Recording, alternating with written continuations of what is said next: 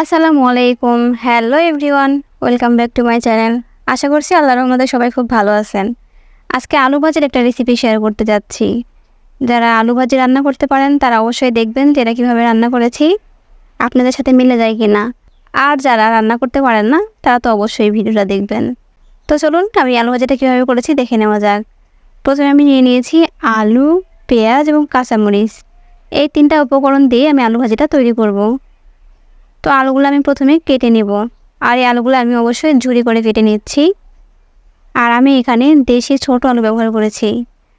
যত রকমের আলু ভাজি করে খান না কেন, এরকম দেশি এবং ছোট সাইজের আলু ভাজিটা কিন্তু সবথেকে বেশি ভালো হয়। তো এই আলুগুলো প্রথমে আমি কেটে নিচ্ছি। আপনারা চাইলে ছুরির সাহায্যে কিংবা যে ফলনি মেশিনগুলো পাওয়া যায় সেগুলোর সাহায্যেও কেটে নিতে পারেন। আমি বটনিটার সাহায্যে ছোট ছোট করে এবং চিকন চিকন করে কেটে নিয়েছি। তো এই আলুগুলো কাটার পরে আমি একটা যেহেতু বাটি দেখিয়ে দিয়েছি, দেখতে পাচ্ছেন যেখানে পানি আছে, আমি সেই পানিতেই কিন্তু আলুগুলো রেখে দিচ্ছি। আর বেশিক্ষণ আলুগুলো যদি এমনিতে রেখে দেওয়া যায় তাহলে কিন্তু কালো হয়ে যাবে, আর যদি পানির মধ্যে রেখে দিই তাহলে আলুটা ফ্রেশ থাকবে। তো এইভাবে আমি সবগুলো আলু কেটে নেওয়ার পরে এগুলো আমি ধুয়ে রেডি করে নিব, আর পানিটা অবশ্যই ঝরিয়ে নিব। আর অন্যদিকে চুলায় একটা কড়াই বসিয়ে দিয়েছি এবং দিয়ে দিচ্ছি রান্নার তেল। আমি এখানে সয়াবিন তেল দিয়েছি, আপনারা চাইলে সরিষার তেলেও ভাজি করতে পারেন। আর এবার দিয়ে দিচ্ছি কাঁচামরিচ। কাঁচামরিচগুলো আমি মাঝখান দিয়ে কেটে দুটুকরো করে দিয়েছি। প্রয়োজন মতো আপনারা কাঁচামরিচ দিয়ে দিবেন। আমি এখানে ছোটো সাইজের কাঁচামরিচ প্রায় 10 থেকে 15 পিস দিয়ে দিয়েছি। এ পর্যায়ে কাঁচামরিচগুলো হালকা ফ্রাই হয়ে গেলে এবার আমি এখানে দিয়ে দিচ্ছি পেঁয়াজ কুচি। আমি এখানে দুটো মিডিয়াম সাইজের পেঁয়াজ চিকন করে কেটে দিয়েছি। আর এগুলো যখন হালকা একটু নরম হয়ে আসবে, পুরোপুরি ফ্রাই করার প্রয়োজন নেই, মরিচটা কিন্তু ফ্রাই হয়ে আছে। আর পেঁয়াজটা যখন হালকা ফ্রাই হয়ে আসবে তখন আমি এখানে দিয়ে দিচ্ছি ধুয়ে রাখা আলু কুচি।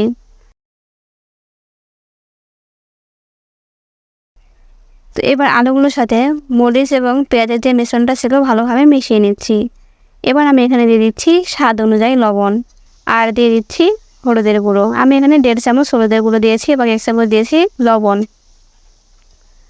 তো হলুদ আর লবণ দেওয়ার পরে একটা মাছলদানির সাহায্যে ভালোভাবে নেড়ে চেড়ে নিচ্ছি। তো একটু নেড়ে চেড়ে আমি ঢাকনা দিয়ে রেখে দেবো 1 থেকে 2 মিনিটের জন্য। এরপরে আলুটা একটু নরম হয়ে আসবে। তো এই পর্যায়ে আমি আবারও নাড়তে থাকবো যাতে হলুদ এবং লবণটা ভালোভাবে আলুর সাথে মিশে যায়। আর এরপরে কিন্তু ঢাকনা দেওয়ার প্রয়োজন নেই।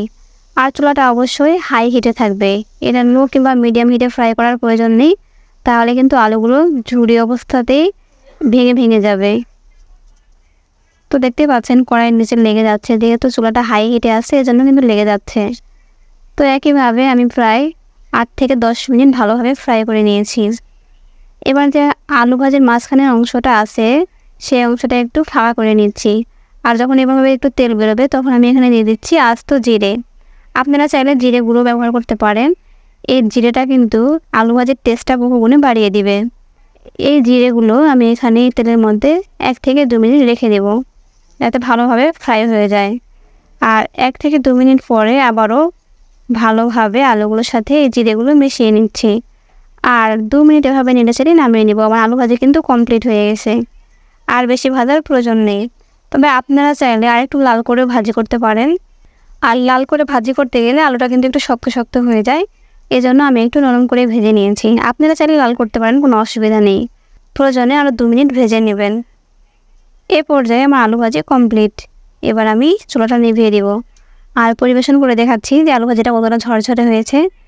আর খেতে কি বলবো, মাশাআল্লাহ অনেক টেস্টি। যারা আলু ভাজি রান্না করেন তারা তো দেখবেনই যে কীভাবে রান্না করেছি। আর যারা রান্না কখনো করেননি তারা অবশ্যই অবশ্যই এই রেসিপি ফলো করে আলু ভাজি করবেন, আপনাদের কাছে ভালো লাগবে আশা করতেছি। তো আজকের মতো এ পর্যন্তই। আল্লাহ হাফেজ, আসসালামু আলাইকুম।